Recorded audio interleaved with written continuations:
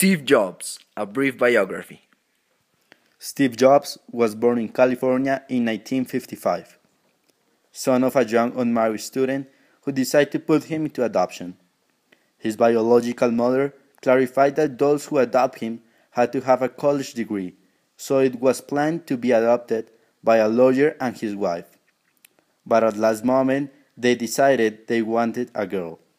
So he was finally adopted by a woman without college degrees, nor even completed the high school.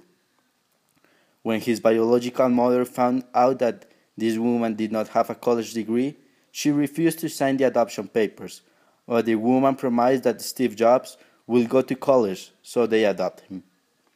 At his 17, he entered the university, but chose a very expensive college, so all his parents' savings were being spent on their tuition. After 6 months, he decided not to see any sense to continue in college and did not know what to do with his life. So he decided to leave his studies. Steve Jobs refers to this as one of the best decisions of his life. He stopped attending required classes and started going to those that seemed interesting and those who will contribute something to his life. Steve Jobs had to gather bottles of Coke for 5 cents for money so he could eat, walk over 10 miles every Sunday to eat well once a week at the Hare Krishna temple. Steve Jobs always was following his curiosity and intuition. He decided to get into the calligraphy course that was in charge of making posters around the campus that were very beautiful. 10 years later, when he was designing the first Macintosh computer, the calligraphy classes were very helpful. It was the first computer with the beautiful typography. Now, talking about the love and the passion that Steve Jobs felt for his work, he started his new company, Apple, with his partner Woz at the age of 20 in his parents' garage. Then, 10 years later, the company grew up to the point it worth $2 billion with 4,000 employees. At the age of 30, Steve Jobs was fired from his company and with this feeling very frustrated. Even though he was fired from his own company, he never left off with his passion. Then, after 5 years after being fired, he started 2 new companies, one called Next and the other called Pixar. With Pixar, he created the first computer animated feature film that was called Toy Story, that up to now is the most famous animated movie.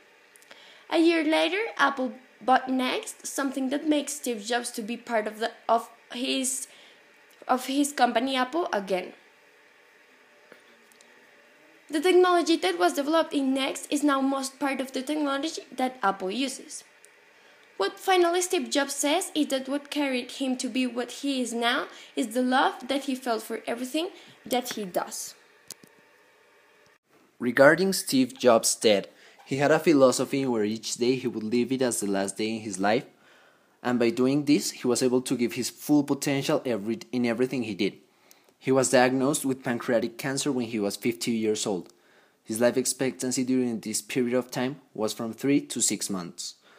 He was told, and I quote, to settle everything up, meaning that he must be prepared to die.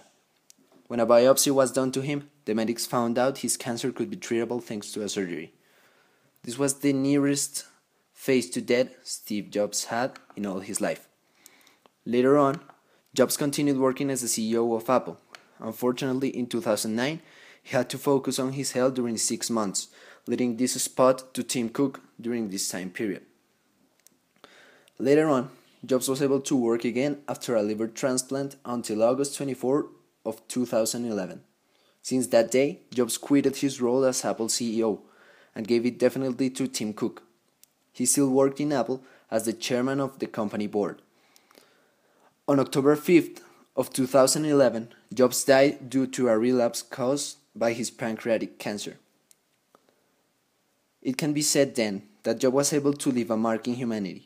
His inventions were able to make the world a more connected and entertained world.